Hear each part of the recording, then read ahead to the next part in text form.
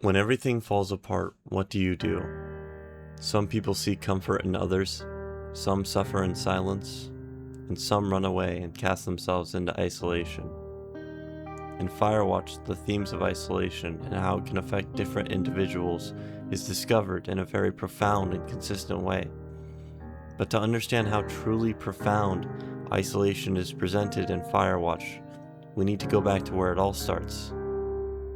The game starts in an odd fashion, nothing flashy or grandiose, but a simple story told through beautifully colored screens and flashes of a slow walk into the isolation of the great wilderness. This simple but beautifully crafted scene tells our main character Henry's story, one about how he met the love of his life Julia in a bar. It describes their life together, a life filled with laughter and love. They get married, get a dog, and even talk about having kids. Until one day, all of that changes. Julia goes off on one of her coworkers for taking books she let him borrow. She completely forgot. Following this, they get devastating news. Julia is diagnosed with early onset dementia. Suddenly, Henry's world is shattered. The life he once knew is gone. His wife 1 second is her normal self, and the next, she's a paranoid mess. It's exhausting. But Henry is determined to make sure she gets the care she needs. As time goes on, he realizes he can't take care of her himself, and so she stays elsewhere. As they slowly drift apart and Julia's condition worsens over time, the reality of this tragedy starts to weigh heavier and heavier on Henry's soul. But as he's flipping through the paper one day, he sees something. An escape. An opening for a Firewatcher position. So he decides to take it. He arrives after 2 days of hiking to the Two Forks Lookout, where he is officially isolated. But this vast wilderness isn't just a new job. It's an escape. It's a way for Henry to disconnect himself from the painful reality he's been tasked with bearing. By distancing himself from civilization, he's attempting to run from his problems. He's trying to act like they don't exist. Enter Delilah, a voice on the radio that provides the connection us as humans crave with none of the responsibility or intimacy of a face-to-face connection. Delilah is perfect for Henry in this situation.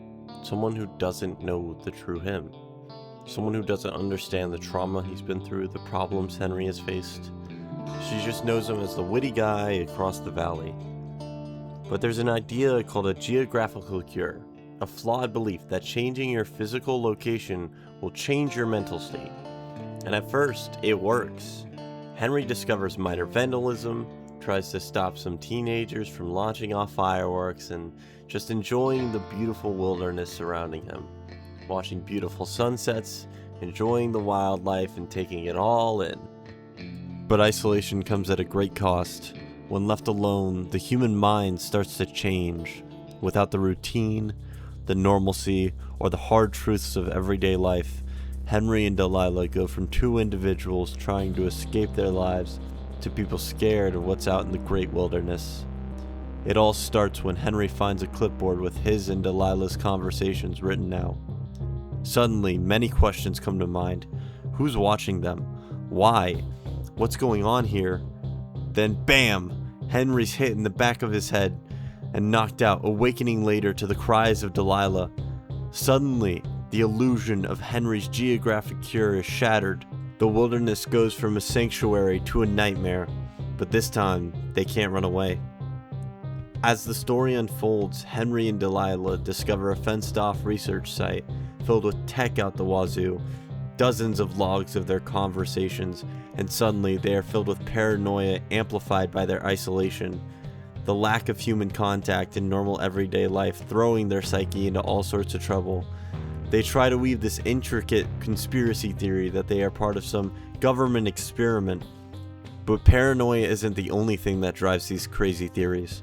This conspiracy gives Henry and Delilah something to think about and do that, while a little scary, is also exciting and new. It's another escape in the great wilderness. It gives their isolation purpose. It's more of a convenient distraction than anything else. It's easier to think someone is tapping your radio and listening to you than to think about your wife's unstoppable and rapid deterioration of her health. Because you may be able to control one, but the other is a tragedy that can only be described as unfair. There are even moments where Henry's trauma and paranoia mix. At some points he questions if Delilah is on his side. Does she know what's going on and isn't telling him? Is any of this even real? Who's to say? He's far from any civilization, and being left alone with his trauma, while at first was calming, it's now a stressful nightmare of a situation. And it just goes to show how much your mind can wander into unrealistic territory when presented with isolation.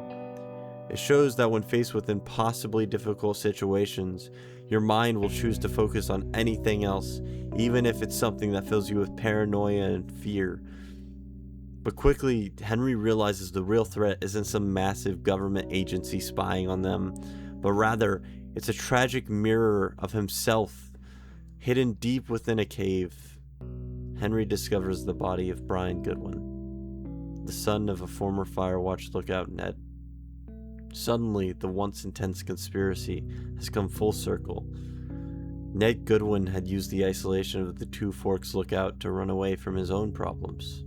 When the unthinkable happened, his son died in a tragic climbing accident. But rather than going back home, burying his son, and finally facing reality, he dug himself deeper into the isolation of the wilderness surrounding the Two Forks lookout, living like a shadow, staying out of sight and out of mind to keep his tragic secret safe. Henry seeing Brian Goodwin's body in Ned's makeshift home in the wilderness brings him back to reality, leading him to the conclusion that running away from his problems isn't possible forever, at least not without tragic consequence. But left with little time to ponder on this fact, a massive forest fire rages through the valley, filling the sky with smoke and ash, forcing an evacuation. The forest is officially burning down, and along with it, Henry's escape. As the flames overtake the forest, Henry is told to evacuate, making a mad dash to Delilah's tower, hoping for not only a physical rescue, but a long-awaited face-to-face interaction with the woman who shared in his isolation the last 3 months. However, Henry isn't given a typical ending. He isn't given the fairy tale ending that we've come to expect. When he arrives at Delilah's tower, she's gone. She left on an earlier helicopter, leaving him with nothing but one last conversation over the radio. There is no romantic moment, no embrace of comfort, but a moment of realization. They didn't have a genuine bond. Their relationship was built on their shared escapism. But Delilah leaves him with one last revelation, the most grounding line in the entire game. He needs to go back to Julia. Ultimately, Firewatch leaves you not with a satisfying ending, but a profound and uncomfortable truth about the human mind. Isolation can't fix your problems. Running away won't either. It may seem like a solution, but it's nothing more than a temporary fix. You can go hiking in the mountains. You can shut yourself out from the world entirely. You can even make crazy conspiracies to distract yourself. But in the end, time waits for no one. Henry's journey through the wilderness and the unknown of the area surrounding the Two Forks lookout isn't about finding some magical way to solve your problems.